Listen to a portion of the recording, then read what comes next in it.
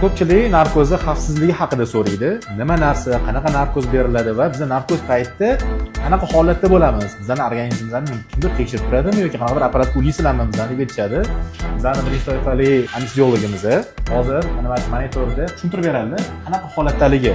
Mana shu bemorimiz hozir monitorga ulab qo'yilgan. Har bitta holati kontrolda turibdi. Bu apparatimiz Germaniya texnologiyasi asosida ishlab chiqarilgan eng so'nggi rusumdagi apparat hisoblanadi. Bu apparat ustidagi esa kardio monitor, ya'ni bemorning har bitta pokazatellari, ya'ni pulsi, saturatsiyasi, davleniyasi, даже olayotgan nafas sonigacha, temperaturasigacha ko'rsatib berib turadi bu apparat. Kasal doimiy operatsiya davomida muntazam nazorat ostida bo'ladi. Tana harorati ko'tarilsa unga yordam ko'rsatiladi, puls ko'tarilsa unga yordam.